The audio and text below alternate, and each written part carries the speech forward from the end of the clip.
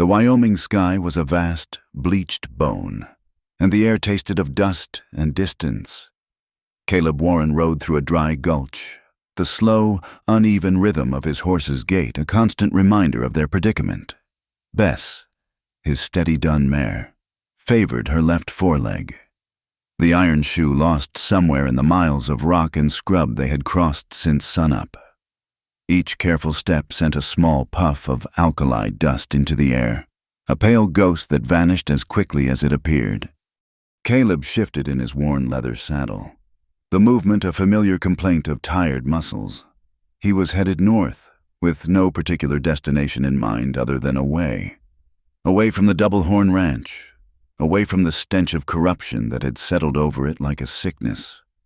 He could still see the face of the young ranch hand, a boy barely old enough to grow a proper beard, his eyes wide with surprise and then nothing at all as the foreman's bullet took him. They had wanted Caleb to say it was rustlers, to lie, to bury the truth in the same shallow grave they dug for the boy. He had not. He had packed his bedroll, collected his wages, and ridden out without a word.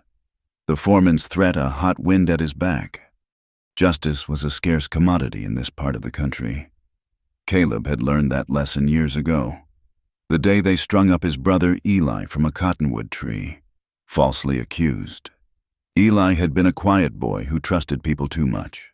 Caleb trusted no one, and found his only peace in the long, empty stretches between towns, where a man's character was his own business. The weight of his past was a physical thing, a heavy coat he could never take off, and the open plains were the only place he could breathe under it. He scanned the horizon. His gaze narrowed against the glare. The air was growing heavy, the light turning a strange, bruised yellow. A storm was coming. Not a gentle spring shower, but a brutal plains thunderstorm that could turn the gulch into a raging torrent in minutes. He urged Bess forward, his voice a low murmur. "Easy, girl. We'll find cover." The first drops of rain were fat and cold, striking the parched earth with a sizzle. They came faster, harder, until the world dissolved into a gray, roaring sheet of water. The wind howled, tearing at Caleb's hat and plastering his shirt to his skin. He leaned low over Bess's neck, shielding his eyes as he searched for any kind of shelter. A cave, an overhang, anything. Through the deluge, he saw it, a dark, broken shape near the churning river, which was already swelling with muddy water. It was a wagon, or what was left of one. A wheel was shattered, the canvas top ripped to shreds, its splintered frame canted at a miserable angle, half swallowed by the mud. A fresh disaster. Caleb dismounted, his boots sinking into the wet ground. He led Bess toward a rocky outcrop that offered some meager protection from the driving rain, his eyes fixed on the wreckage. It was then he saw her, a flicker of movement, a patch of dark color that was not rock or mud. She was huddled against the broken axle, a woman so soaked and still he first thought she might be dead. He approached slowly, his steps careful. The closer he got, the more the grim picture sharpened. She was shivering violently, her arms wrapped around herself. Her dress, once fine by the look of the torn lace at the collar, was in tatters, smeared with mud and something darker that looked like old blood. Her face was pale, marked with a purple bruise that spread from her cheekbone to her temple. Her hair, a deep brown, was a tangled mess plastered to her scalp. But it was her eyes that held him. They were wide and vacant, staring at nothing, yet held a flicker of something fierce and defiant deep within them, like the last ember of a dying fire. In her lap, her hands were clenched around a small, broken pistol. The barrel snapped clean off. He stopped a few feet away, not wanting to startle her. "Ma'am?" he said, his voice low and steady, barely audible over the storm. She did not seem to hear him. Her gaze remained fixed on some unseen horror. He noticed a small, tattered satchel clutched in one of her hands, the name Isabel stitched into the worn fabric with faded blue thread. Her feet, he saw, were bare, the soles blistered and raw. She must have been walking for a long, long time. Caleb did not press her. He turned and went about his work with quiet efficiency. He unsaddled Bess, rubbing her down with a dry cloth from his saddlebag before tethering her where she could be sheltered by the rock. Then he set about building a fire. He gathered what dry kindling he could find from the underside of the overhang, supplementing it with a few precious pieces from his own supply. He used his flint and steel, shielding the spark from the wind with his body until a tiny flame caught, fragile and precious. He nurtured it carefully, adding larger pieces of wood until a steady, crackling fire pushed back the cold and the gloom. The warmth seemed to rouse her. Her head turned slowly, her eyes focusing on the flames. Caleb took the small pot from his pack, filled it with water from his canteen, and set it on the edge of the fire to warm. He crumbled in a piece of dried beef and a handful of parched corn, stirring the thin broth with a stick. When it was hot, he poured it into his tin cup and approached her again. He knelt, not too close, and held it out. "This will help with the cold." Her eyes darted from the cup to his face, and for the first time, he saw a flicker of sharp, animal fear in them. She shrank back, pressing herself against the muddy wheel. Her lips parted, and a voice, little more than a dry, raspy whisper, emerged. "Don't touch me." The words were a plea and a command, edged with a terror so profound it made the hairs on Caleb's arms stand up. He had seen fear before, the fear of men facing a gun or a stampede. This was different. This was a fear that had settled into the very marrow of her bones. He simply nodded, his expression unreadable. "All right," he said softly. He placed the cup on a flat stone near her, well within her reach but a safe distance from him. "I won't." He retreated to the other side of the fire, settling his back against the rock. He took out his own portion of hardtack and chewed it slowly, watching the rain lash down beyond their small circle of light and warmth. He did not speak to her again. He just sat there, a silent, steady presence. As the storm raged and the night deepened, after a long while, he saw her hand, trembling, reach out and take the cup. She drank the broth in small, hesitant sips, her eyes never leaving him. She did not thank him. He did not expect her to.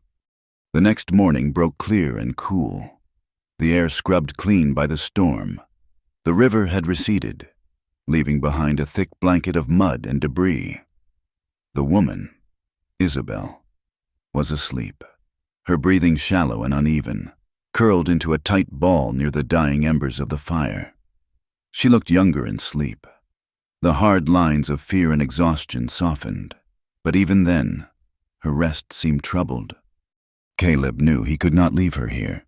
She would not survive. He also knew he could not take her with him on his northward journey into nowhere.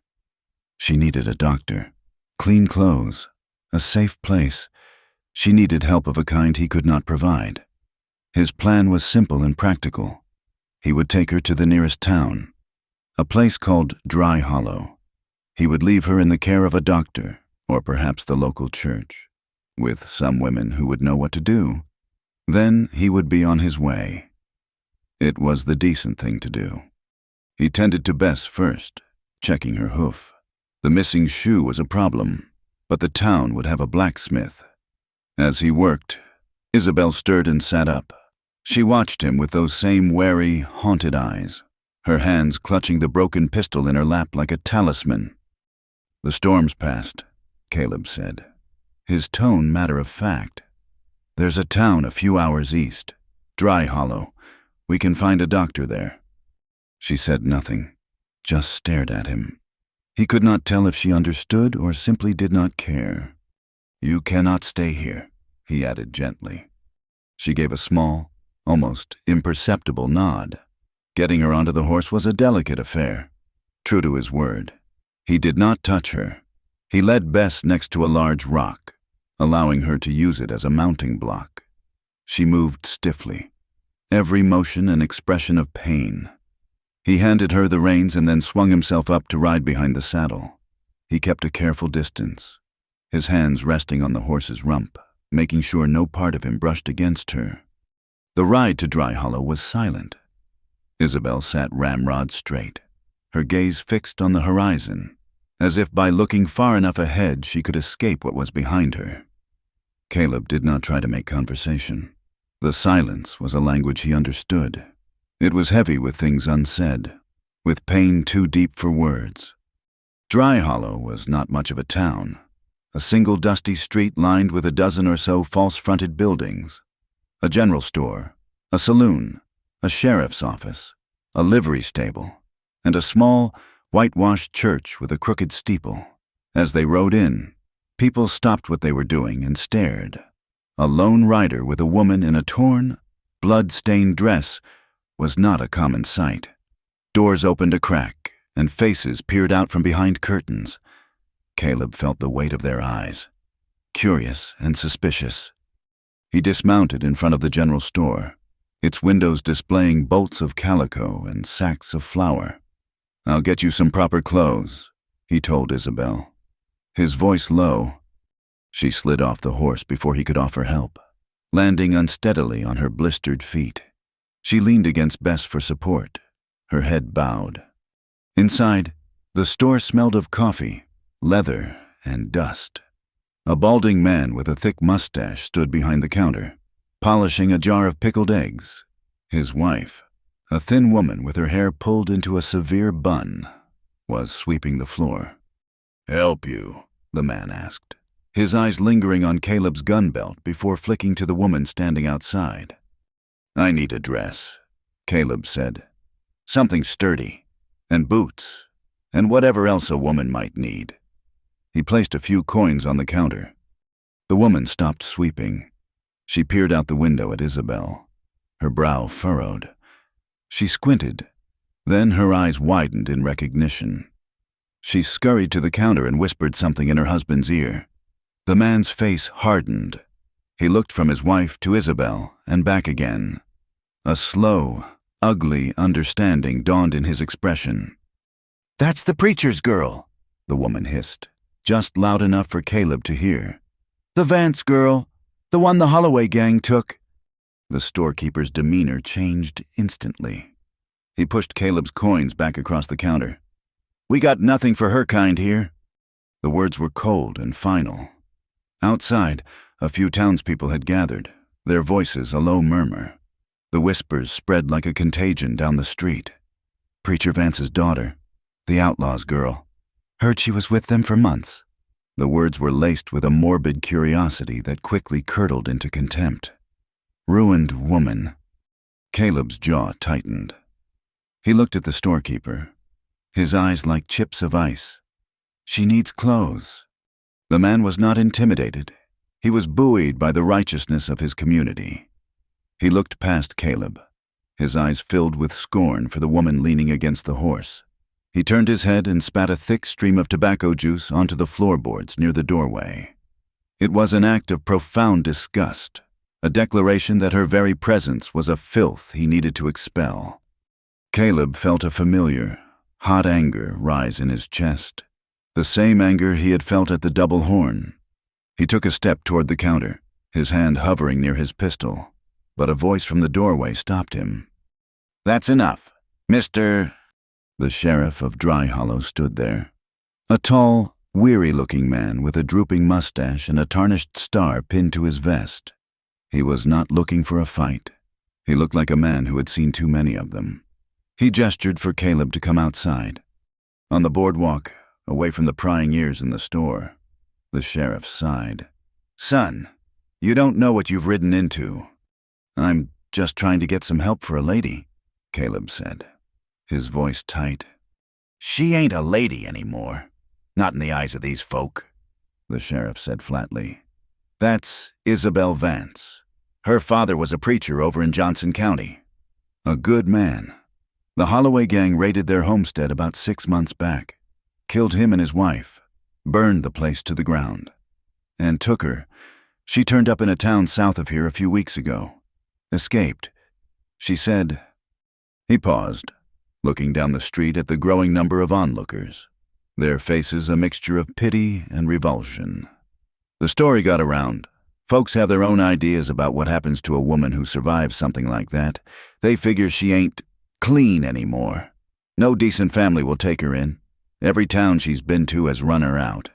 He looked Caleb square in the eye. You bring trouble if you bring her here. Decent folk will shun you. And the other kind, well, they'll just see a woman who's already been used. Caleb looked over at Isabel. She was standing straight now, her head up, but he could see the slight tremor in her hands, the way she held herself perfectly still, as if a single movement would cause her to shatter. She had heard it all. The whispers, the sheriff's blunt assessment. She had heard her own eulogy. As Caleb watched, she turned, her movements stiff and jerky, and then she began to run. Not fast, but with a desperate, stumbling gait on her raw feet, away from the main street, away from the staring eyes, toward the desolate emptiness at the edge of town. Caleb swore under his breath and went after her.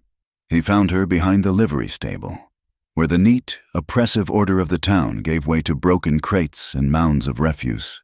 She had collapsed against the rough-hewn wall, her body racked with sobs that were silent and terrible, shaking her from head to toe. The cold wind whipped strands of her hair across her face, and she did not bother to brush them away. He approached slowly, stopping a few feet from her. He did not know what to say.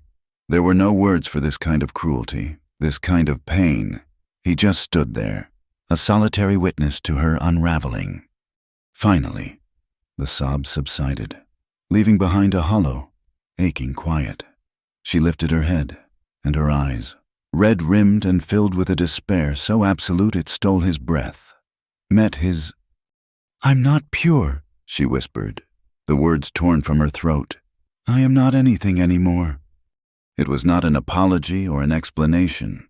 It was a confession of her own worthlessness, the final, brutal judgment the world had passed on her, which she now passed on herself. She believed it.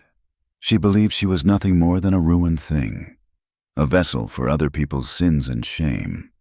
Caleb looked at her, at the bruises on her skin and the deeper wounds in her soul. He thought of his brother Eli, pure and good, and how the world had broken him anyway. He thought of himself, a man running from a past that was never truly gone. He thought of all the broken, lost people scattered across this hard land, each carrying their own invisible scars. The world was a place that broke everyone. Sooner or later, purity was a myth told to children. He knelt in the dirt in front of her, the cold seeping through the knees of his trousers. His voice, when he spoke, was gentle, devoid of pity, a simple statement of fact. "Then you're like the rest of us." The words hung in the cold air between them, stark and absolute. For a long moment, Caleb did not move. He saw the chasm of her despair, a dark and bottomless thing, and his simple reply had been a single rope thrown across it. He did not know if she would take it. He did not even know if it would hold, but he could not leave her there, in the refuse of a town that had already thrown her away. He rose slowly, his movements deliberate. "We are leaving this place," he said, his voice quiet but firm. It was not a question. He walked back to the main street without looking to see if she followed. The whispers died on the lips of the onlookers as he approached. They saw the cold resolve in his eyes, the set of his jaw, and they backed away. He went not to the general store, but to the livery. The smith was a burly man with soot on his face, and he looked at Caleb with wary eyes. "My horse needs a shoe," Caleb said, tossing a coin onto the anvil. It rang with a sharp finality. "And I will buy that sway-backed mare in the end stall, and a saddle." The smith looked from Caleb to the coin, then toward the edge of town where Isabel was slowly, hesitantly, emerging from behind the stable. He understood. He did not approve, but he was a man who understood the language of commerce better than the language of gossip. He nodded once and got to work. An hour later, they rode out of Dry Hollow, heading not north, but west, into the rugged, pine-stubbled hills. Caleb led the way on Bess, now shod and stepping true. Isabel followed on the old mare, a creature whose sad eyes and bony frame seemed a mirror of her own defeated spirit. He had bought a heavy wool blanket, a sack of flour, beans, and a side of bacon from the liveryman, paying a premium for the man not to ask any questions. He had not tried to buy her clothes again. The humiliation had been enough. He knew where he was going. Miles into these hills, tucked away in a grove of lodgepole pines, was a cabin. It had belonged to an old trapper named Silas, a man Caleb had ridden with one long, cold winter years ago. Silas had been a solitary soul who had died as he had lived, alone, with the wind as his only mourner. He had told Caleb once, "If you ever need a place to disappear, the cabin is yours." Caleb had never needed it, until now. The journey was a slow, arduous thing. The trail was little more than a game track, winding up through steep inclines and down into shadowed valleys. Caleb set a steady pace, mindful of the woman behind him.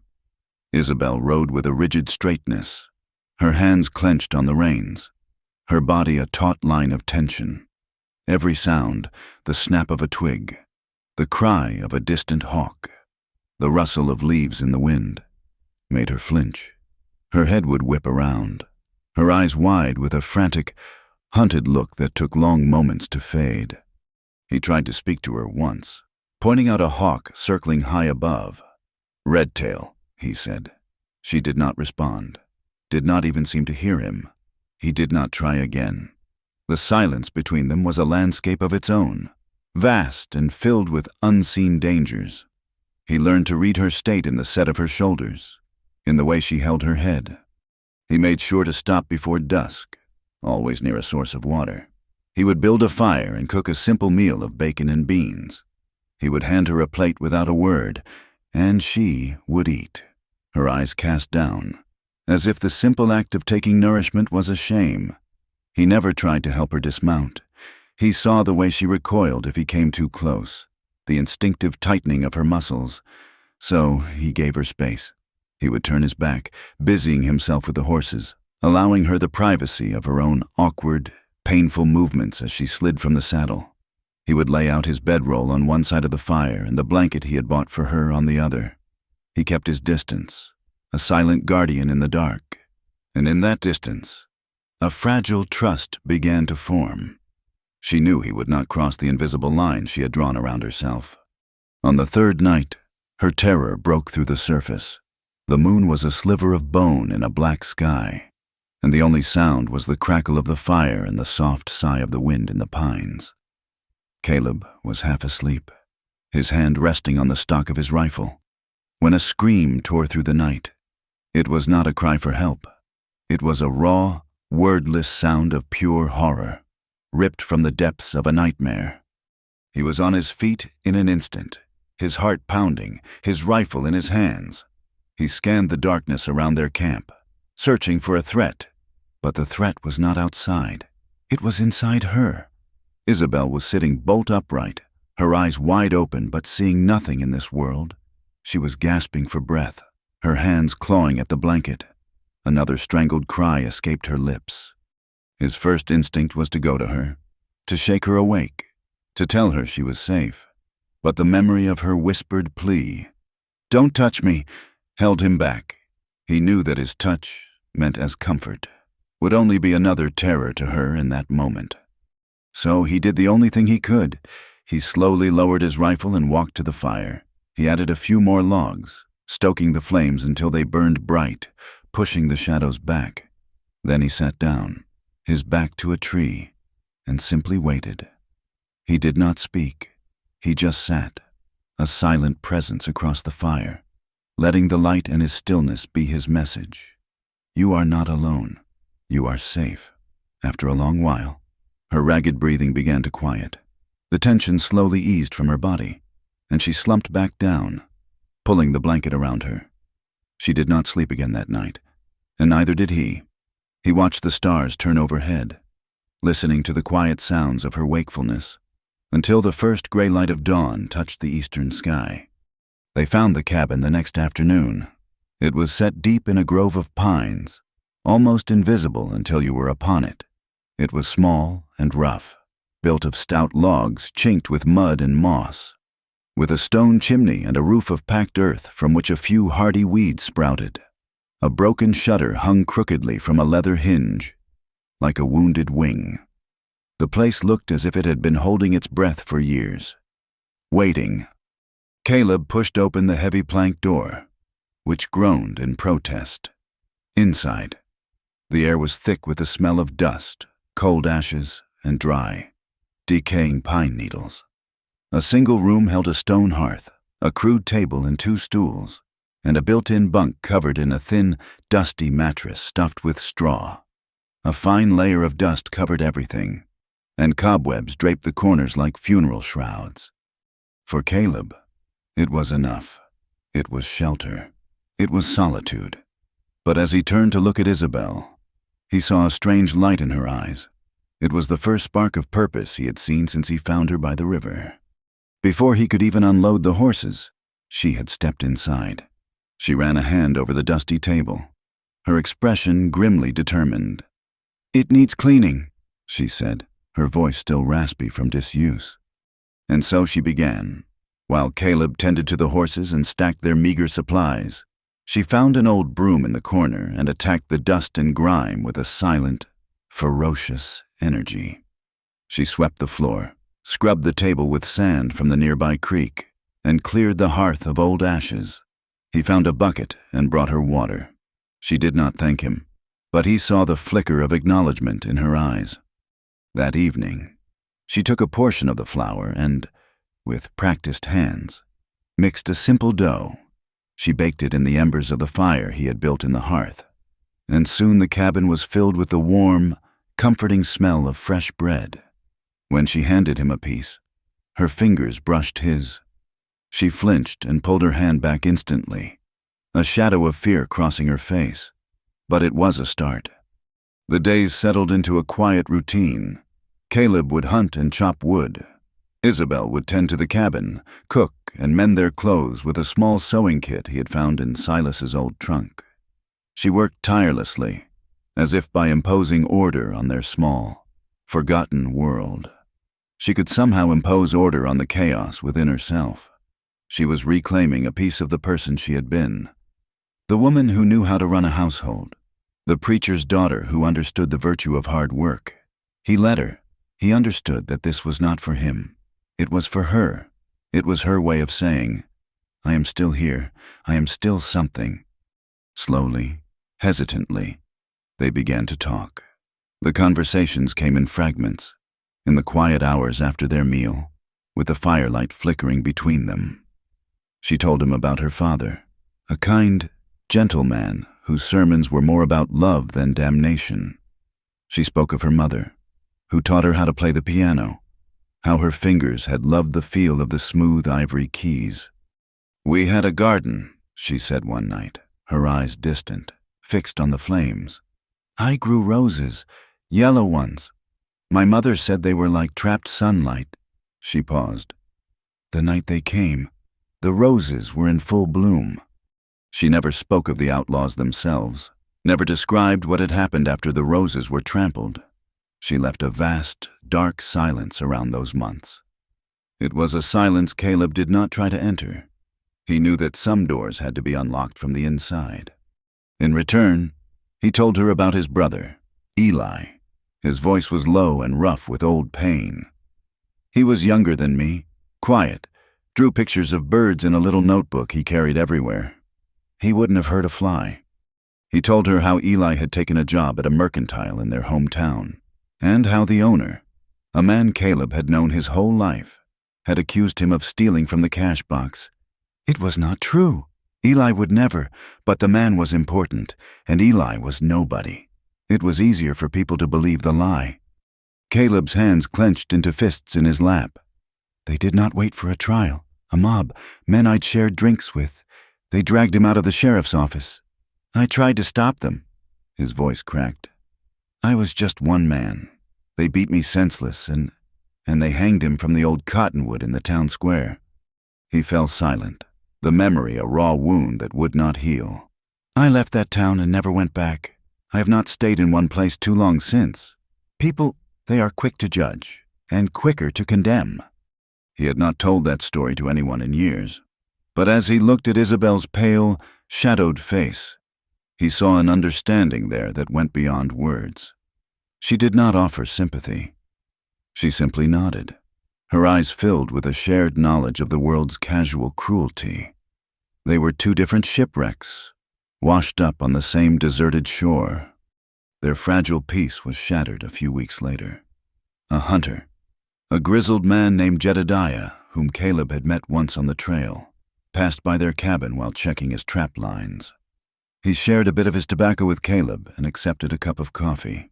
His eyes kept darting toward Isabel, who had retreated to the far corner of the cabin, her back turned.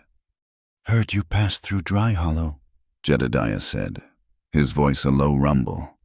Caleb just nodded, sipping his coffee. "People talk," the hunter warned, not unkindly.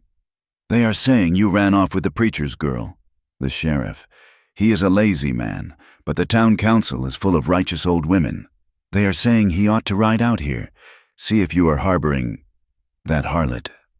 The word, ugly and sharp, landed in the quiet cabin like a thrown stone. Caleb saw Isabel's back stiffen, her shoulders hunching as if she had been physically struck. Caleb's face became a mask of cold fury. "Let them come," he said, his voice dangerously soft. After Jedediah left, a tense silence descended. Caleb took his rifle down from the pegs above the door and began to clean it with methodical, angry movements. He was preparing for a fight, but Isabel was preparing for something else. He saw her take the small, tattered satchel that held her name and begin to fold the single spare dress he had managed to salvage from the wrecked wagon. "What are you doing?" he asked. She did not look at him. She kept her eyes on her task, her movements small and precise. "I will go," she said, her voice a flat, dead thing. "I will not ruin you, too." She truly believed it. She believed she was a contagion, a sickness that would destroy anyone who showed her kindness. The lies of Dry Hollow had taken root in her soul. Caleb stood up and walked to the door, blocking her way. He was not angry at her. He was angry at the world that had done this to her. She finally looked up at him, her eyes pleading. "Please, let me go. It is better this way." He stood firm, a solid, immovable presence in the doorway. He looked down at her, at this woman who had survived so much only to be broken by whispers and lies. He would not let them win. He would not let her surrender to them. "You can leave when you want," he said, his voice low and steady, filled with a conviction that seemed to shake the very logs of the cabin. "You can walk out that door tomorrow, or the next day, or the day after that, but you will not leave because you believe their lies." His words, a shield against the lies she had begun to believe, did not magically heal her, but they stopped the retreat. Isabel did not pack her bag. She did not run. She stayed, and in the quiet, suspended days that followed, something began to shift between them. The invisible line he had so carefully respected began to blur, not by his crossing of it, but by her slow, tentative steps toward him. The change was not in words, but in actions. He decided she needed to know more than how to bake bread. She needed to know how to survive. He took her out into the woods, the crisp autumn air sharp with the scent of pine and damp earth, and showed her how to build a snare for a rabbit. He guided her hands, his touch light and impersonal on her wrists, as he showed her how to tie the knot, how to find the right sapling that would bend but not break. At first, she was clumsy, her fingers fumbling with the cord, but she persisted, her brow furrowed in concentration. When she finally set a trap on her own, a small, fierce pride lit her eyes. It was a look he had never seen on her face before. He taught her how to properly saddle his mare. Bess, not the old, sway-backed creature from the livery. He explained the importance of placing the blanket just so, to prevent sores.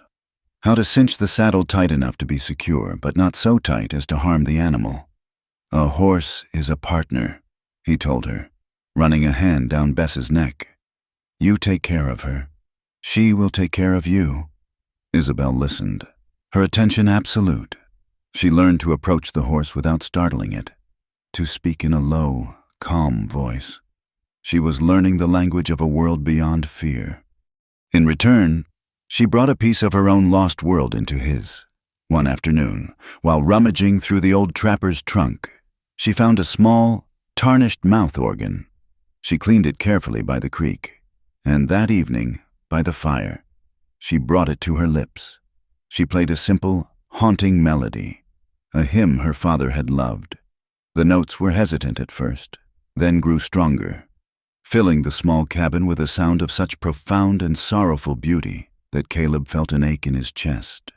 The music spoke of faith and loss, of a world where grace was possible, a world he had long forgotten. She tried to teach him how to play. He was all thumbs, his large, calloused fingers clumsy on the tiny instrument, producing more squawks than notes. But she was patient. She would laugh, a soft, rusty sound, as if the mechanism for it had almost been forgotten. The sound of her laughter was more beautiful than any hymn. In those moments, sharing a simple tune, he was not a rootless drifter and she was not a ruined woman. They were just a man and a woman, finding a fragile harmony in the deep wilderness. Their closeness grew like a vine, slowly wrapping around the architecture of their daily lives. The space between their bedrolls by the fire grew smaller. Sometimes, while working, their hands would brush, and she would no longer flinch away as if burned. A small, almost imperceptible tensing was all that remained of the old terror, and Caleb, in turn, learned to hold his breath, to wait for the moment to pass, to allow her the space to find her own comfort. One evening, the air was still and cold, and the fire in the hearth burned with a steady, hypnotic pulse. They had eaten their meal in a comfortable silence, the kind that no longer needed to be filled. Caleb was staring into the flames, lost in thought, his mind drifting back to the injustice that had set him on this path, to the face of his brother, Eli. A profound loneliness washed over him, the familiar companion of his wandering life. He was startled from his reverie by a gentle touch. Isabel had reached across the small space between them and laid her hand on his. Her fingers were cool, her touch as light as a falling leaf. He looked down at their joined hands, her pale, slender fingers resting on his scarred, weathered ones. He did not move, did not even breathe. She was looking at him, her gaze direct and searching in the flickering light. "You have never looked at me like I am damaged," she said, her voice barely a whisper. "Everyone else, the women in the towns, the sheriff, the shopkeeper, they look at me and all they see is something spoiled, something broken, but you do not." Caleb's throat felt tight. He thought of all the broken things he had seen in his life, including the man he saw in his own reflection. He met her gaze, his own eyes holding the weight of his past. "That is because I have been broken too," he answered, his voice rough with an emotion he could not name. A tear traced a silent path down her cheek, catching the firelight like a diamond. She leaned forward, slowly, giving him every chance to pull away. "He did not," she pressed her lips to his. The kiss was tentative at first, a soft, questioning touch. It was a kiss of gratitude, of shared sorrow, but then something deeper surfaced, a hunger. The kiss became fierce, desperate, filled with all the unspoken loneliness and need that had filled the long days and nights in the cabin. It was the kiss of a woman starved for a touch that was not violent, for a connection that was not cruel. Caleb was lost in it, in her, a warmth spreading through his chest that he had not felt in a decade. Instinctively, tenderly, he raised his hand to cup her face, his thumb stroking her cheek. It was as if he had thrown a switch. The moment his skin touched hers in that simple, affectionate gesture, she went rigid. A strangled gasp escaped her lips, and she pulled back violently, scrambling away from him until her back hit the rough logs of the cabin wall. The hunger in her eyes was gone, replaced by a storm of shame and terror. She wrapped her arms around herself, her breathing ragged. Caleb's own breath caught in his throat. He felt a cold wave of self-loathing. He had been so careful. He had pushed her too far. "Isabel," he started, his hand still frozen in the air. "I am sorry," she whispered, her voice choked with tears. She would not look at him. "I do not know what I want. I thought, but when you touched me, She trailed off, unable to articulate the war raging inside her, where the memory of her body was at odds with the longing in her soul. She was ashamed of her desire, and more ashamed of her fear. Caleb slowly lowered his hand. He saw her shame, her confusion, and knew it was a heavier burden than any he carried. He had to lift it from her. He had to make her understand that this was not her failing. He did not move from his spot, giving her the safety of distance. His voice, when he spoke, was the gentlest she had ever heard it. "Isabel, look at me." Hesitantly, she raised her tear-streaked face. "You do not owe me anything," he said, his words clear and deliberate in the quiet room. "Not your story, not your body, not your guilt. You owe me nothing at all. Whatever you want, or do not want, is your own. There is no debt here." He was giving her back her own will, her own self, free of obligation. The tears flowed faster now, but these were different tears.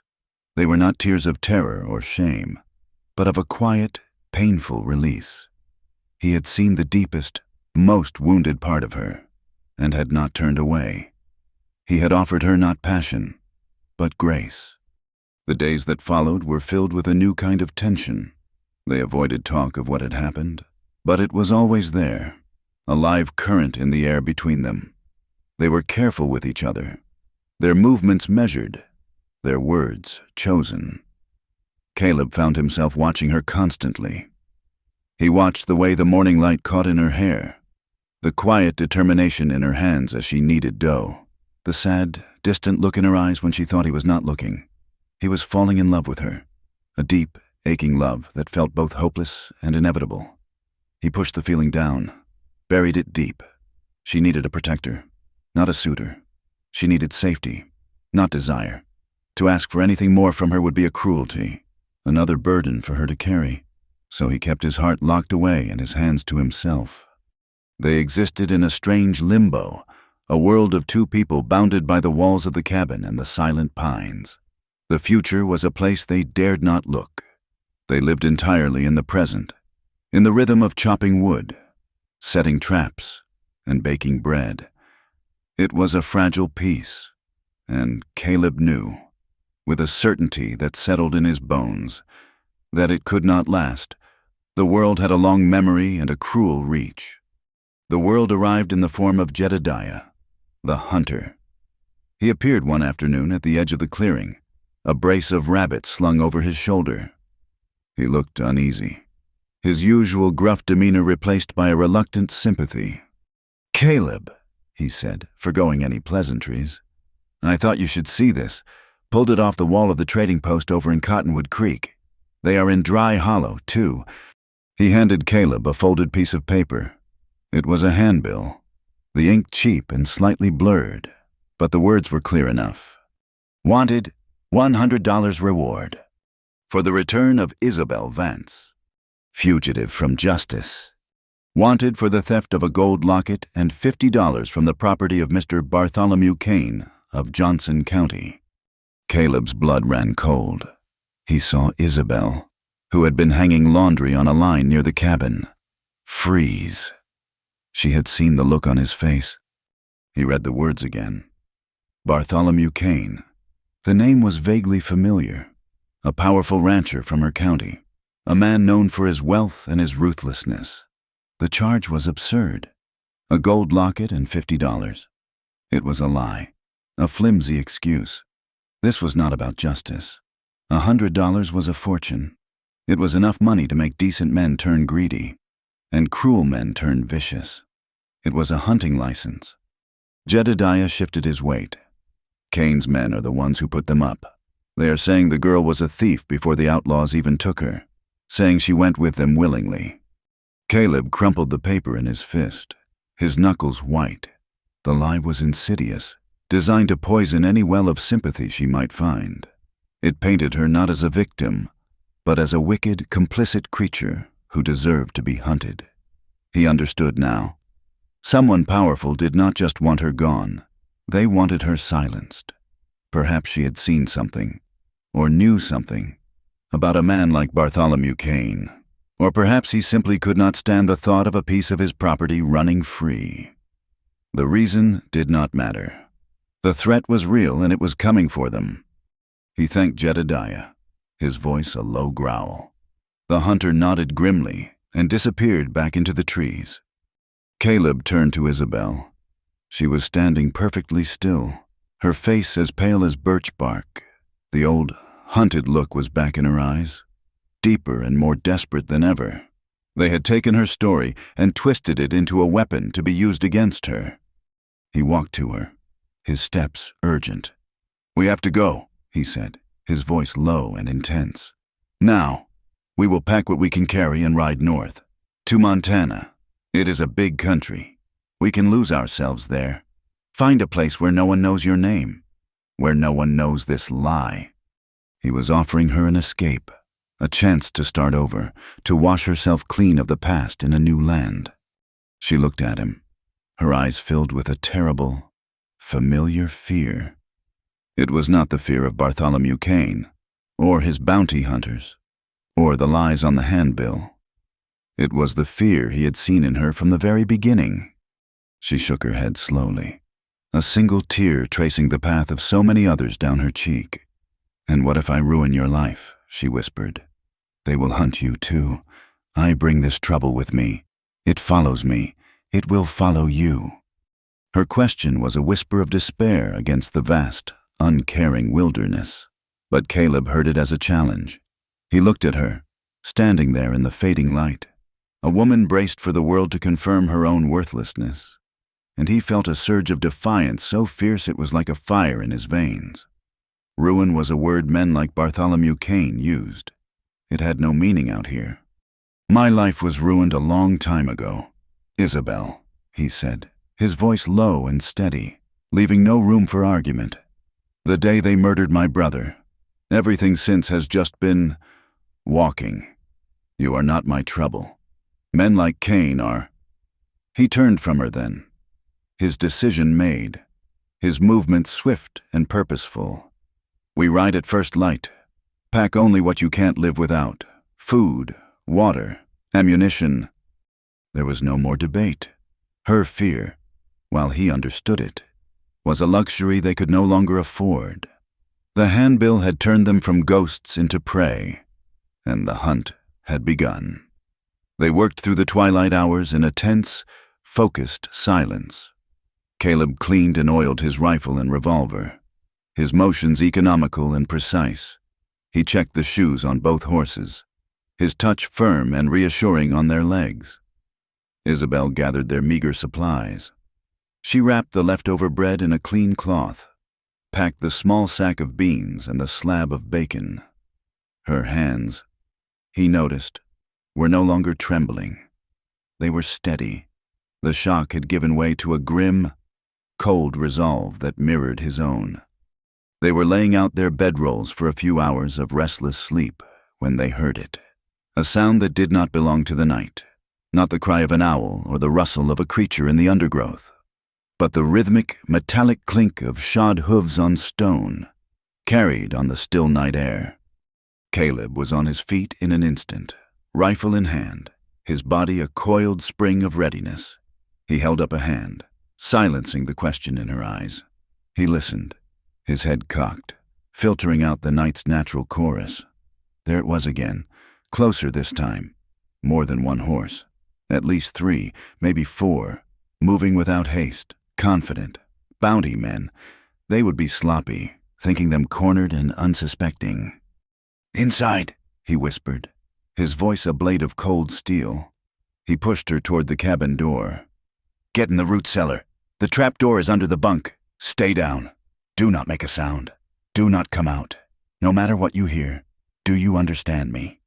Her eyes were huge and dark in the moonlight, a mixture of terror and a new, steely determination. She nodded, her lips pressed into a thin, white line. She squeezed his arm, a brief, desperate gesture, and then slipped inside the cabin, pulling the heavy door shut behind her. The bar slid into place with a heavy, final thud. Caleb moved like a shadow, melting into the deep blackness at the edge of the pine grove. He found a position behind a thick cluster of boulders that gave him a clear view of the clearing in front of the cabin. He rested the barrel of his rifle on the cold stone, the metal a familiar weight against his cheek. He slowed his breathing, becoming a part of the rock, a part of the night. All he had to do was wait. They rode into the clearing as if they owned it, 3 of them. Their shapes were dark and hulking against the moonlit sky. The jingle of their harnesses and the creak of saddle leather sounded unnaturally loud in the silence. They were not lawmen. They were rough, bearded men with the casual arrogance of predators who had cornered their quarry.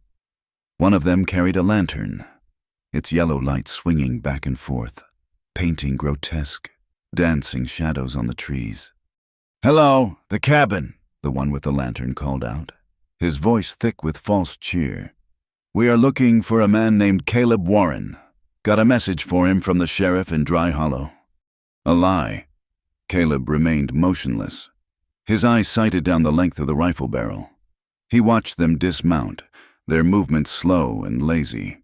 They thought this was an easy $100. "No need to be shy now," another one of them chuckled, a greasy, unpleasant sound. He unholstered his pistol and held it loosely at his side. "We just want the girl, the rancher, Mr. Kane. He is worried for her safety." The third man said nothing. He was methodically circling the cabin, his eyes scanning the ground, looking for tracks. He was the dangerous one. Caleb had seen enough. These were not men you could reason with. They were vultures who had smelled a kill. He lined up his sights on the loud one with the pistol. He did not aim to kill. Not yet. He aimed for the ground just in front of his boots. He squeezed the trigger. The rifle shot was a deafening roar that shattered the night's tranquility. It echoed off the hills, a sound of sudden, shocking violence. Splinters of rock and dirt exploded at the man's feet. He yelped and jumped back, his pistol clattering to the ground. "That is your only warning." Caleb's voice boomed from the darkness, sounding deeper and more menacing than it was. "Ride out now, and you will live to see sunrise." The men scrambled for cover, their arrogance evaporating into panicked confusion. The man with the lantern dropped it, and it went out with a hiss, plunging the clearing into near darkness, lit only by the pale, cold moonlight. "Where is he?" one of them hissed from behind a tree. "He is in the rocks," shouted the smarter one, who had already drawn his own gun. "Spread out! Flush him out!" A foolish move. They were silhouetted against the sky as they moved. Caleb fired again. This time, he did not miss. The greasy one who had chuckled screamed, a high, thin sound, and clutched at his leg, collapsing into a heap. The fight was on. Gunshots erupted from 2 different directions, the muzzle flashes briefly illuminating the faces of the men, twisted with anger and surprise. A bullet whined past Caleb's head, chipping a piece of granite from the boulder he was using for cover. He ducked, his heart hammering against his ribs. He was 1 man against 3. The odds were not good. He risked a look. The smart one was trying to flank him, moving stealthily through the trees to his left. Caleb fired in his direction, not to hit him, but to make him take cover. As he did, the first man, the one who had dropped his lantern, made a run for the horses. Caleb knew he could not let him get away. He would ride for reinforcements. Caleb left the cover of the rocks, sprinting across a short, open patch of ground to cut him off. It was a calculated risk. He saw the flanking man turn and take aim. Caleb fired his revolver from the hip as he ran. A desperate, unaimed shot. He heard a grunt of surprise. He did not have time to see if he had hit his mark. A searing, white-hot pain exploded in his left shoulder. The force of the bullet spun him around, and he fell hard. The breath knocked out of him. His rifle flew from his grasp. For a moment, the world was a dizzying, gray blur. He heard the triumphant shout of the man he had been chasing. Through the haze of pain, he saw a dark shape looming over him. The bounty hunter. He had a pistol in his hand, aimed at Caleb's head. His face was a mask of triumphant greed in the moonlight. Caleb reacted on pure instinct. He kicked out with all his strength, his boot connecting solidly with the man's knee. There was a sickening crack. The man screamed and went down, his pistol firing harmlessly into the sky. Caleb scrambled to his feet, his left arm a useless, burning weight. The third man, the smart one, was somewhere in the trees, wounded or pinned down. The one with the broken leg was writhing on the ground. The one with the shattered knee was trying to crawl toward his fallen pistol. That was enough. Their will was broken. "Get him on a horse and get out of here," Caleb roared, his voice strained with pain. "If I ever see any of you again, I will kill you on sight." He stumbled over to his rifle and scooped it up with his good hand. He aimed it at the man on the ground. The threat was clear. The smart one emerged from the trees, clutching his arm. He saw the state of his companions, saw the look in Caleb's eyes, and made his decision. Without a word, he hauled the man with the broken leg to his feet and half-dragged him to a horse. The man with the shattered knee was left to crawl to his own mount. They rode away in a clumsy, panicked retreat, leaving the scent of gunpowder and fear hanging in the air. Caleb stood there until the sound of their horses faded into the night. Then, the strength that had sustained him drained away. The world tilted, and he sank to his knees, his head swimming. His shoulder was on fire, and a warm, sticky wetness was spreading down his chest. He heard the bar on the cabin door scrape open. Isabel ran to him, her face a pale oval of terror in the dim light. She saw the blood, the way he was slumped over, and a small, strangled cry escaped her lips. "I am all right," he grunted, the words a lie. "Help me inside." She put his good arm over her shoulder, and together they staggered back into the cabin. He collapsed onto his bedroll, a wave of dizziness washing over him. The world was beginning to fray at the edges. But Isabel was not the same woman he had found by the river. The terror in her eyes was still there, but it was overshadowed by a fierce, focused urgency. She lit a lamp, her hands moving with a purpose he had never seen before. She took a knife from the supplies and, her lips set in a grim line, cut away his blood-soaked shirt. The wound was ugly, a deep, ragged hole in the muscle of his shoulder, bleeding sluggishly. She drew a sharp breath, but she did not falter. She brought water, a clean cloth, and the bottle of whiskey he kept for medicinal purposes. "This will hurt," she whispered. He just nodded, gritting his teeth. The whiskey felt like liquid fire as she poured it over the wound. He gasped, his entire body arching in a spasm of agony. He would have screamed if he had the breath for it. Through a red haze of pain, he watched her work. She found the small sewing kit and threaded a needle. Her hands trembling so violently, he did not see how she could possibly do it. But she did. She set her jaw, and with a deep, shuddering breath, she pushed the needle through his skin. He must have passed out for a moment, because the next thing he knew, the sewing was done. A line of crude, dark stitches held the wound closed. She had wrapped it tightly with strips of cloth torn from her own petticoat. Her face was streaked with tears, but her hands were still working, gently cleaning the blood from his skin. Exhaustion, heavy and absolute, settled over him. The pain was a dull, throbbing ocean, and he was drifting out to sea. He closed his eyes. He felt her cover him with a blanket. He expected her to retreat to her own side of the hearth, to the safe distance she always kept. But she did not. A moment later, he felt the rustle of movement beside him, the slight dip of the bedroll as she lay down. She was so close he could feel the warmth of her body, smell the scent of soap and wood smoke in her hair. She did not touch him, not at first. She just lay there, a silent presence in the dark. Then, her voice, a fragile whisper, cut through his haze of pain. "Hold me, that is all." It was a plea, but it was also a gift, an offering of trust so profound it stunned him. With his good arm, he reached out and drew her close. She came without hesitation, curling into his side, her head resting on his chest, right below the burning fire of his wound. Her body was trembling, but she was here. She was not running. He held her, listening to the frantic beat of her heart gradually slow to match his own steady rhythm. They did not speak. In the silent, wounded darkness of the cabin, there was nothing else that needed to be said. He woke in the days that followed to find her watching him. She would be sitting by the fire, her hands busy with some task, but her eyes would be on him, filled with a complex mixture of fear, concern, and a new, unsettling intensity.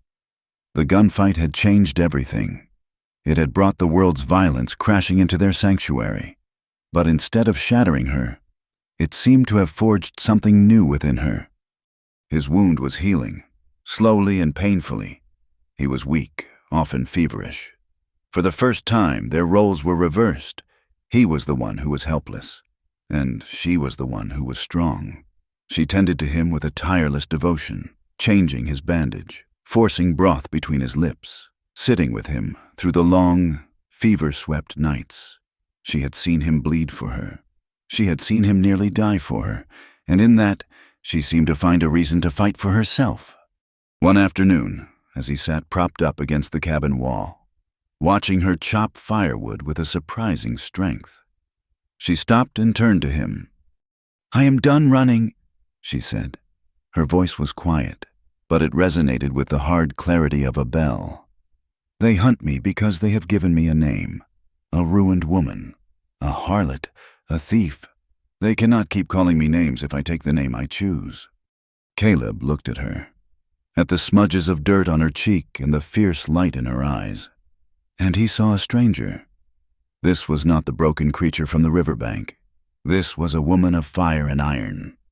"What name is that?" he asked, his voice rough. "Survivor," she said, and then, after a pause, "Fighter." She walked over to where his revolver lay on the table. She picked it up, the heavy weapon looking incongruous in her slender hand. "Teach me," she said. "Teach me how to shoot. Teach me how to ride faster than any man who might chase me. Teach me how to stand my ground." And so he did. As his strength returned, he taught her. He showed her how to hold the revolver, how to brace her arm to handle the kick, how to aim down the sight. The first time she fired it, the sound made her flinch and the recoil nearly knocked her over. But she did not drop it. She set her jaw and fired again. And again. She practiced until she could hit a pine cone from 20 paces, her hands steady, her eyes clear. He taught her to ride Bess, a creature of spirit and speed, not like the old mare. He taught her how to become one with the horse, to anticipate its movements, to urge it into a gallop that could outrun anything but a bullet. He saw her fear of the world begin to transform into a respect for her own growing power. They knew they could not stay in the cabin. The bounty hunters would be back, and with more men, they needed supplies, a new horse for him, and a different direction. They decided to ride to a small settlement a day's ride east, a place called Miller's Crossing, trade the furs Caleb had collected, and then disappear north for good. They rode into the small, dusty settlement under false names, Mr. and Mrs. Smith. The lie felt strange and intimate on his tongue. They went into the general store, a cramped space that smelled of pickles and oiled leather. A young woman with a sour face and pinched lips stood behind the counter. Her eyes swept over them, lingering on Isabel's patched but clean dress, on the worn look of her face. Caleb laid the bundle of furs on the counter. "We would like to trade these for supplies," he said. "Flour, salt, coffee, and we need a horse, if you know of one for sale." The shop girl poked at the furs with a disdainful finger. Her eyes narrowed as she looked at Isabel again, a flicker of cruel recognition in them. The story, the lie, had traveled even here. "I know your face," the girl said, her voice dripping with venom. "You are that preacher's girl, the one who runs with outlaws." She pulled the furs back. "We do not serve her kind here." The words were a physical blow. Caleb saw Isabel flinch, the color draining from her face, the new, hard-won confidence crumbling around her. For a second, the haunted look was back in her eyes, and something inside Caleb snapped. It was not the cold, controlled anger he had felt before. It was a hot, white rage. Before he even knew what he was doing, he had reached out with his good hand, swept a large jar of pickled eggs off the counter, and sent it crashing to the floor. It exploded in a shower of glass and foul-smelling brine. The shopgirl screamed. Caleb leaned over the counter, his face inches from hers, his voice a low, terrifying snarl. "The lady needs supplies. You will give them to her, and then you will find us the best horse in this town. If you say one more word to her, if you even look at her the wrong way again, I will not just break a jar. I will tear this whole rotten store apart, board by board. Do you understand me?" The girl, her face pale with terror, could only nod, her eyes wide. They left Miller's Crossing an hour later with a strong bay gelding and all the supplies they could carry. They rode in silence, the tension crackling between them. Caleb's rage had cooled, leaving behind a grim, unsettling quiet. He had revealed a part of himself he kept deeply buried, a violence that was both protective and terrifying. That night, as they sat by their campfire under a canopy of stars, Isabel finally spoke. Her voice was quiet, her gaze fixed on the dancing flames. "You should not have done that," she said. "Now they will say it is true, that you are a dangerous man, that you are in love with me." She was not accusing him. She was stating a fact. She was holding up a mirror to what he had done, to what it meant.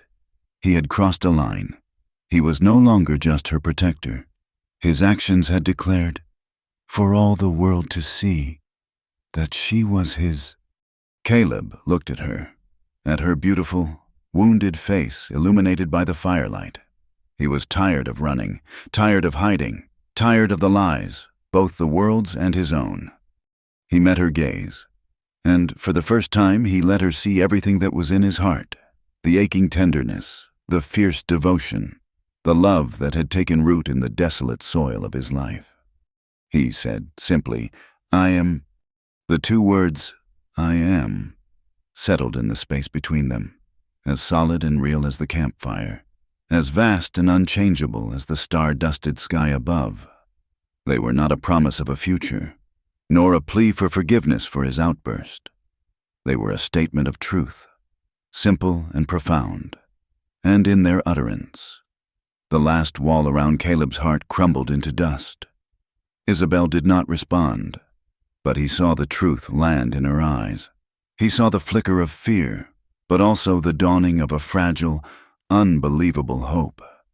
She had been seen, not as a collection of scars and sorrows, but as a woman worthy of love. They did not turn back to the cabin.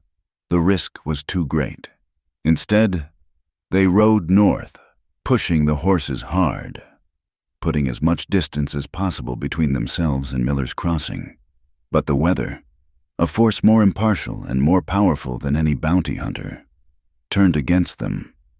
The sky, which had been a clear, cold blue, began to fill with a milky haze.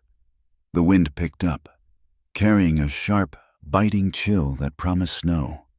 By the second day, the first flakes were drifting down, small and sparse at first, then thicker, faster, until the world was a swirling vortex of white. A blizzard on the open plains was a death sentence. Caleb knew they had no choice. He turned their horses around, a bitter taste in his mouth. "We have to go back," he shouted over the rising howl of the wind. "The cabin! It is our only chance!" It was a desperate gamble. They were racing the storm back to the one place they knew their enemies would look, But the alternative was to freeze to death in a nameless, wind-swept expanse. They rode into the teeth of the wind, heads bowed, the snow stinging their faces like 1,000 tiny needles. They reached the clearing just as the full fury of the blizzard descended, a solid, roaring wall of white that swallowed the world. They stumbled inside, half frozen and exhausted, and barred the door. Not against men, but against the elemental rage of the wilderness. The cabin, once their sanctuary, became their prison. The world outside disappeared.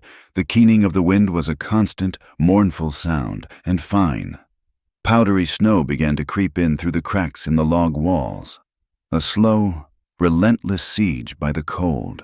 They huddled by the hearth, the fire their only anchor in a muffled, white world.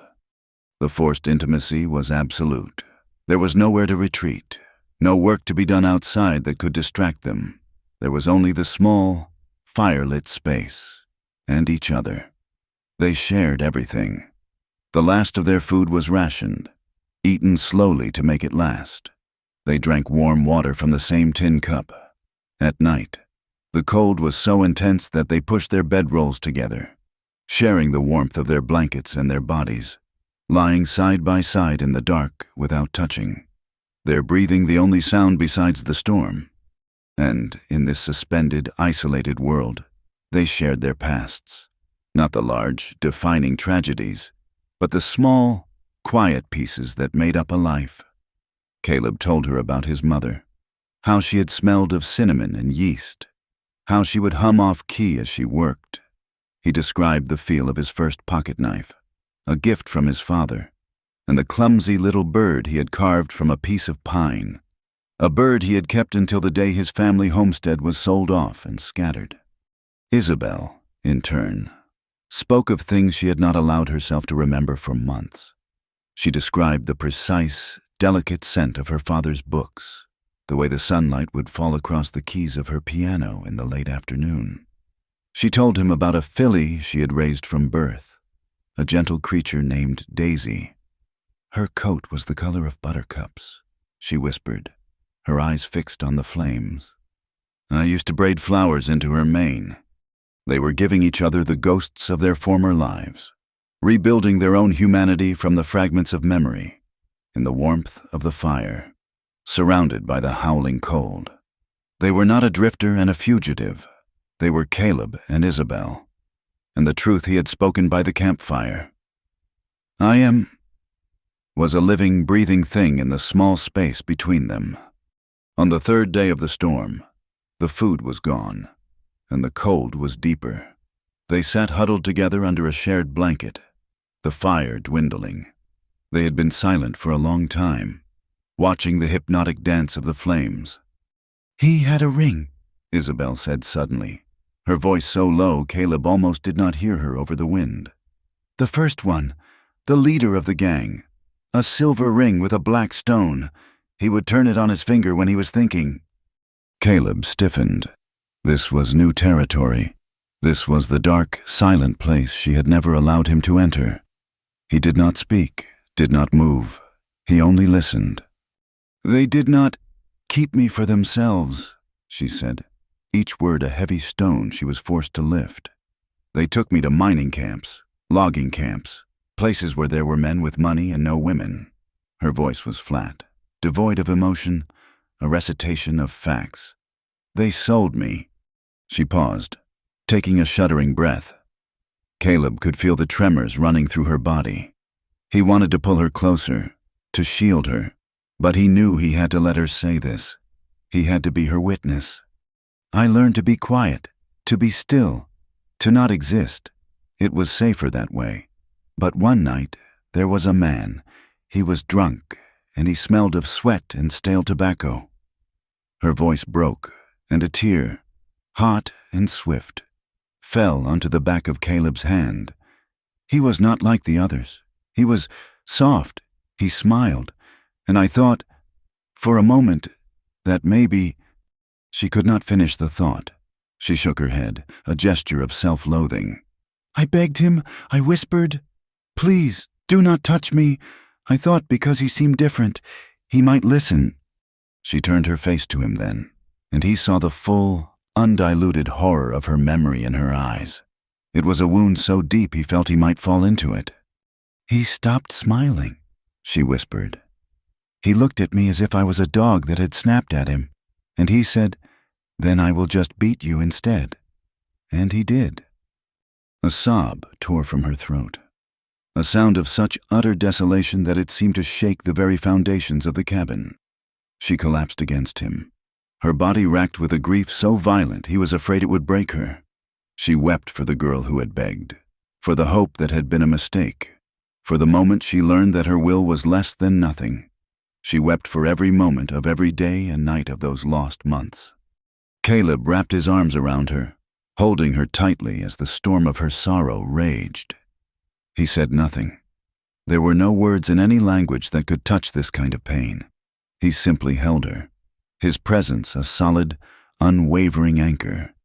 He let her tears soak his shirt, felt the shudders of her body against his own, and absorbed her agony into himself, wishing he could take it all away. He held her until the last of the sobs subsided into a series of ragged, exhausted gasps. She lay against him, spent and limp. For a long time, the only sounds were the wind and their breathing. Finally, she stirred, pulling back just enough to look at him. Her face was swollen, her eyes red, but they were clear. The last door had been opened. The last secret had been told. "Do you still want me?" she whispered, the question fragile, freighted with the weight of her confession. She had shown him the thing she believed made her unworthy of any human kindness, any gentle touch. Caleb looked at her, at this woman of impossible courage and devastating sorrow, and his heart felt as if it were breaking and healing all at once.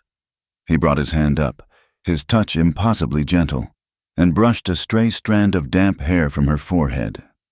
"I never stopped," he answered, his voice thick with an emotion that was more than love, more than desire. It was reverence. In that moment, she leaned forward and kissed him. It was not the hungry, desperate kiss of their first encounter. It was a kiss of quiet, profound need, a kiss of final surrender and absolute trust. He kissed her back with a tenderness that bordered on worship. Slowly, without passion, but with an unspoken, mutual understanding, they made love. It was a hesitant, fumbling act, an exploration in a new and fragile landscape. It was a reclamation. For her, it was the first time her body had been a vessel for intimacy, not violence. For him, it was an act of devotion, a silent vow to cherish what the world had tried to destroy. It was not perfect. It was real. She cried through it, silent tears of pain and release, and a sorrow so deep it had no name. And he held her, whispering her name like a prayer, his own tears mingling with hers in the firelight. The blizzard broke 2 days later. The world that emerged was silent, white and pristine, every ugly scar on the land buried under a thick blanket of snow. The peace was beautiful and deceptive. As the sun shone down on the glittering landscape, they heard the sound, not of horses this time, but of a dog barking in the distance, a purposeful, tracking sound. Caleb was instantly on his feet, pulling on his boots. He peered through a chink in the logs. What he saw made his blood run cold.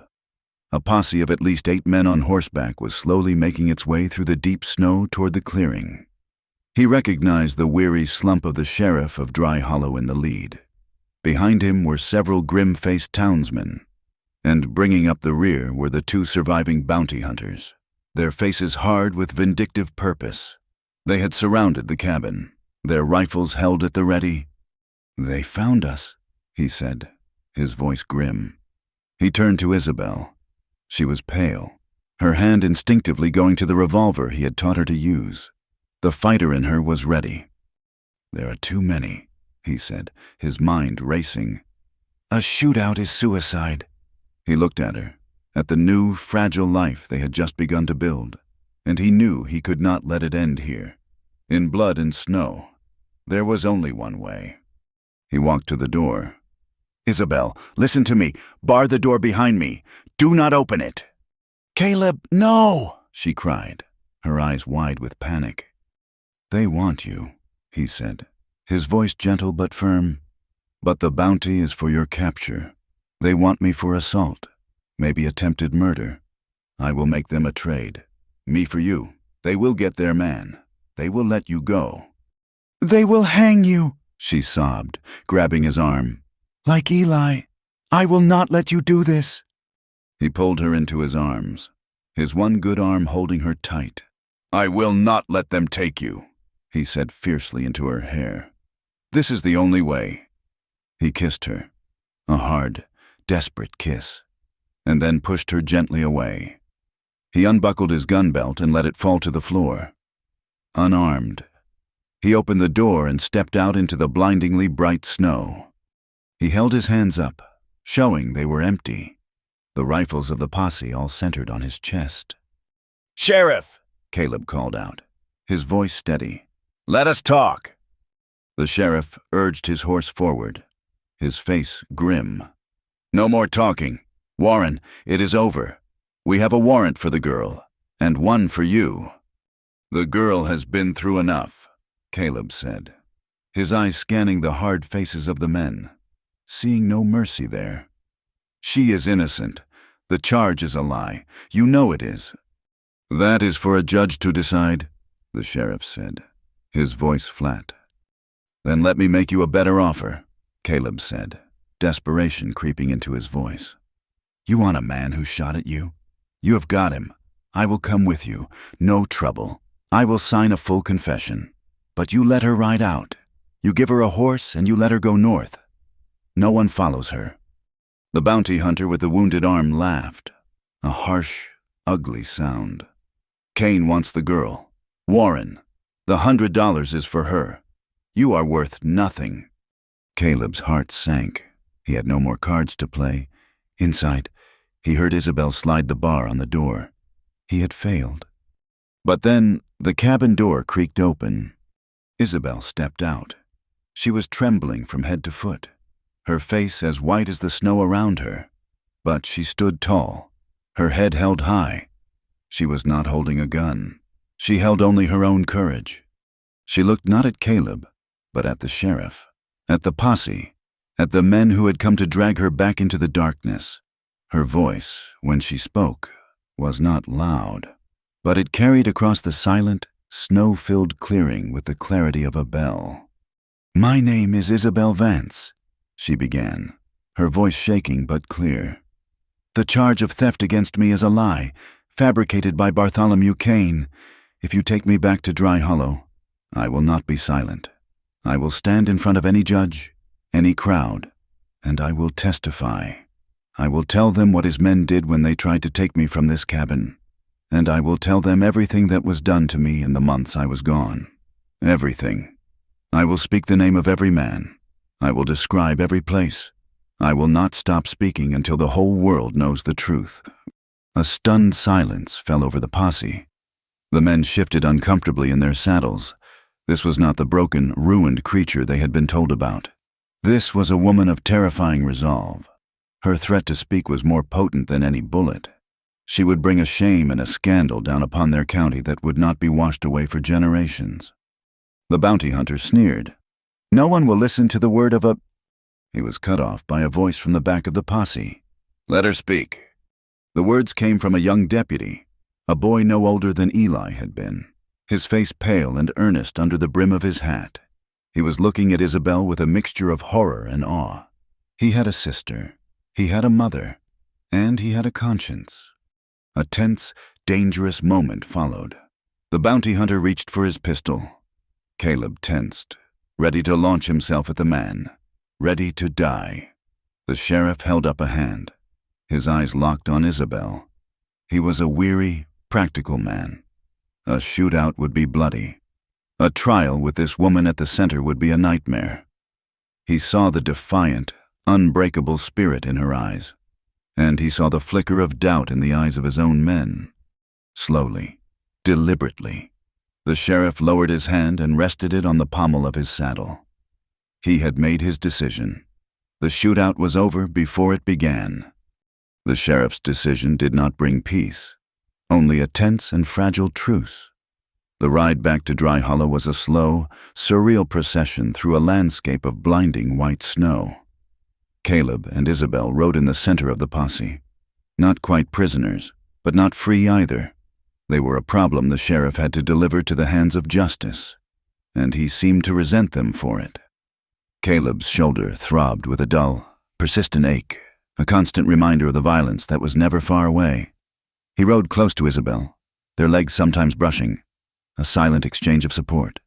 She sat tall on her horse, her face pale but her eyes fixed forward, a woman marching toward a judgment she had, against all odds, chosen for herself. The young deputy often glanced her way, his expression a mixture of awe and pity. The bounty hunters rode in sullen silence at the rear, their promised reward now a distant, unlikely dream. Their arrival in town was met with a storm of whispers. Doors opened, faces appeared in windows, and the townsfolk gathered on the boardwalks, their voices a low, buzzing hum like angry bees. The news of what had happened at the cabin had preceded them, carried on the wind of rumor and speculation. The community was a fractured thing, split down the middle by Isabel's defiance. Some saw her as an affront, a shameless woman who had brought violence and scandal upon them. Mothers pulled their children close, their faces hard masks of righteous disapproval. The wife of the general store owner stood with her arms crossed, her glare a physical force. Caleb saw men spit into the snow as they passed, their contempt a casual, brutal dismissal.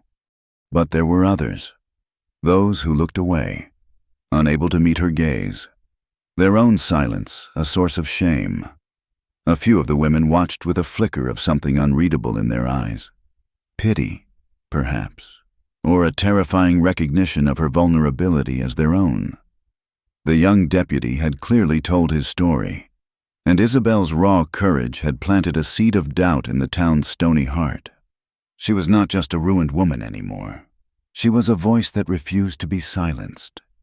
They were not taken to the jail. The sheriff, wanting to contain the situation, commandeered the town's only saloon for a makeshift courtroom.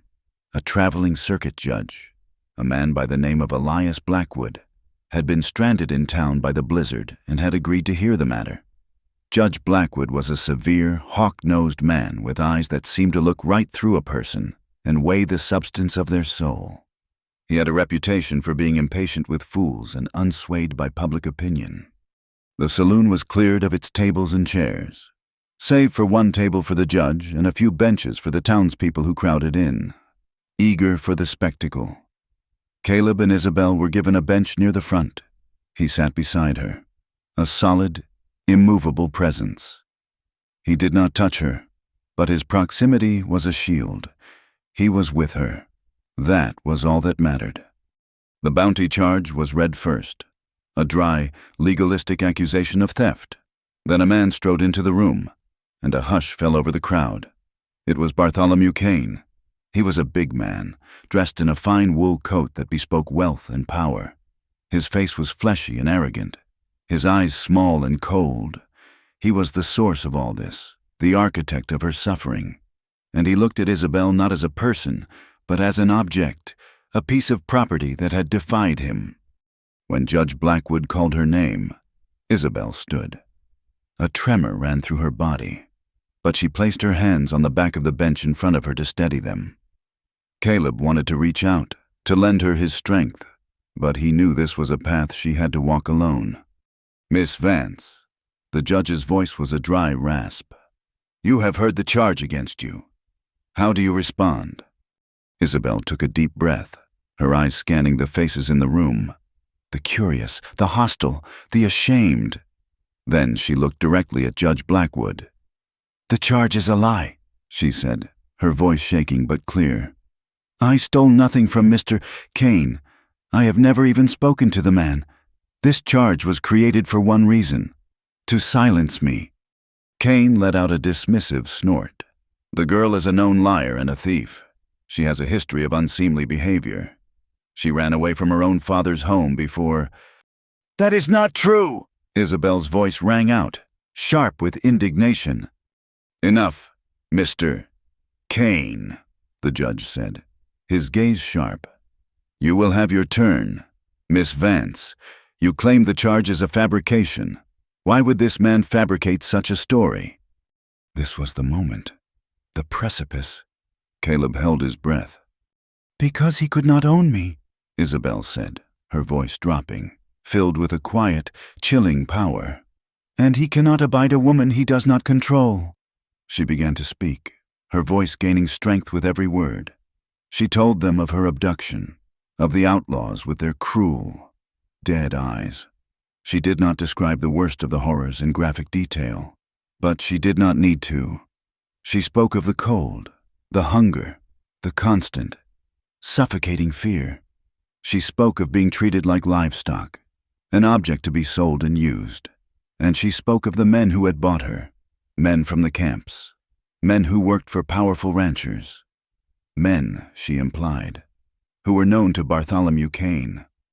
"I was his property, in his mind," she said, her gaze now fixed on the rancher, who was beginning to look unnerved.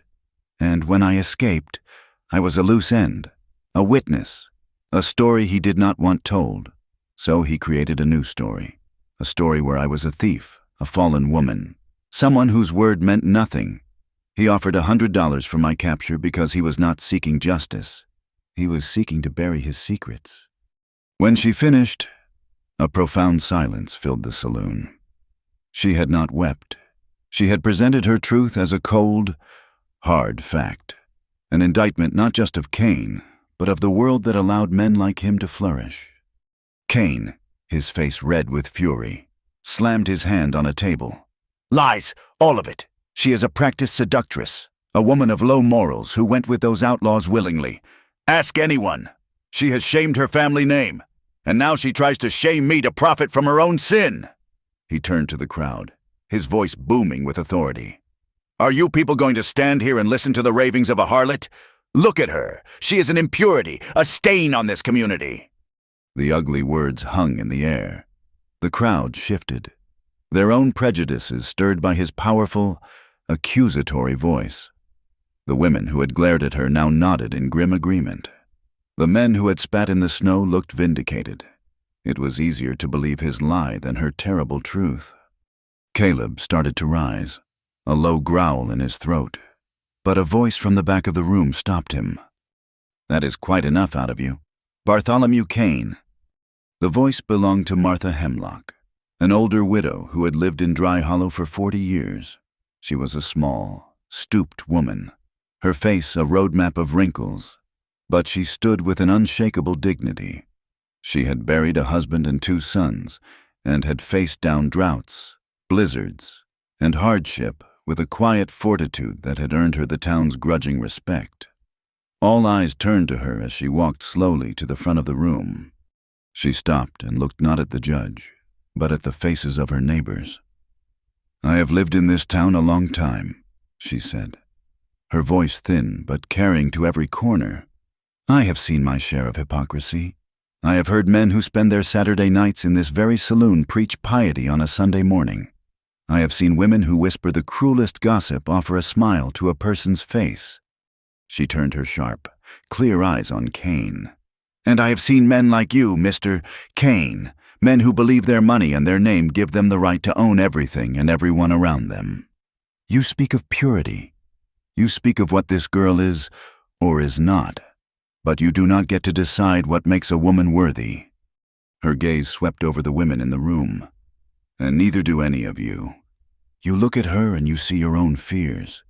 You see what could happen to a daughter, or a sister, or yourselves, if the world turned cruel.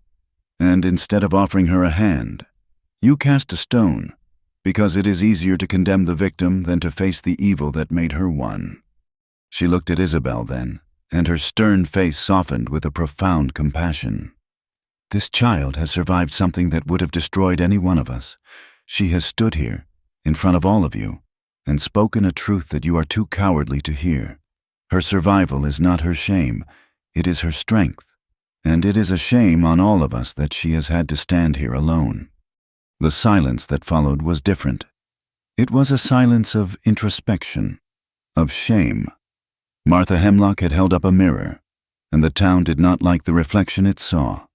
Judge Blackwood had listened to the entire exchange without a word, his steepled fingers resting against his lips. He looked at Kane, whose face was a mask of impotent fury. He looked at Isabel, who was weeping now, quiet tears of gratitude for this unexpected, powerful defense. He looked at the faces of the townsfolk, and he saw that the widow's words had found their mark. He cleared his throat. "Mr. Kane," he said, his voice flat and final, "you have presented a charge of theft with not a single shred of evidence to support it. You have offered nothing but slander and personal insults. Miss Vance, on the other hand, has offered a compelling and believable reason for your actions." He banged a small gavel on the table. "The charge of theft is dismissed for lack of merit. Miss Vance, you are free to go." A collective sigh went through the room. It was over. Isabel nearly collapsed with relief, and Caleb's hand was finally there, steadying her, his fingers wrapping around her arm. But their freedom was conditional. Later that day, the sheriff approached them as they were preparing to leave the livery. "The judge was right," he said, his eyes not quite meeting theirs. "But your presence here, it causes trouble. The town is divided. It would be better for everyone if you just moved on." Quietly. It was not a threat, it was a plea. They were innocent, but they were an inconvenience. They were a living reminder of a darkness the town wanted to forget. They were not welcome. Caleb nodded. He had expected as much. They saddled their horses, the strong bay gelding and Caleb's steady mare, Bess. As they prepared to mount, Isabel turned to him, her face shadowed with uncertainty. The whole world had been their prison, and now it was their open road, a prospect almost as terrifying. "Where do we go now, Caleb?" she asked, her voice small. He looked at her, at this woman who had faced down her demons, who had stood before a hostile world and claimed her own name. His own lonely, wandering path had finally led him somewhere. It had led him to her. He reached out and tucked a stray piece of hair behind her ear, his touch gentle. "Wherever you will let me stay," he said. They rode north, away from Dry Hollow, away from the whispers and the judgment. They did not look back. The sky was a vast, open blue, and the wind, clean and cold, blew her dark hair back from her face. His scarred shoulder still ached, a dull, persistent pain that was a part of him now, just like the memory of Eli, just like the love he felt for the woman riding beside him. They traveled for weeks, into the high country of Montana, a land of towering pines and river fog that curled through the valleys like a slow-moving dream. They found a small, abandoned homestead in a valley cupped between two gentle, tree-covered mountains, with a creek that ran clear and cold, and a meadow that would be full of wildflowers in the spring. It was a place where they could begin anew, a place where the past was a distant country. The last scene unfolds by a fire, months later, under a brilliant canopy of stars. The air is crisp with the promise of autumn. The small cabin they have repaired is sturdy and warm behind them. Caleb sits leaning against a log, his bad shoulder no longer a fire of pain, but a settled, familiar ache. Isabel, wrapped in a warm blanket, is curled into his lap, her head resting on his good shoulder, her body relaxed and easy in his arms. The terror is gone from her eyes, replaced by a quiet, steady peace. She is not pure. She is not perfect. She is whole. He presses a soft kiss to the top of her head, breathing in the scent of her hair. He whispers, his voice a low murmur against her skin. "You do not have to be anything you are not." She tilts her head back to look at him, her face illuminated by the soft, golden light of the fire. A slow, beautiful smile spreads across her lips, a smile of absolute certainty, of a peace she had never believed she would find. "I am yours, she replies. Thank you for listening to our story. Please comment where you are listening from so you can connect with others. And we invite you to subscribe to the From Wild West channel and share your thoughts in English.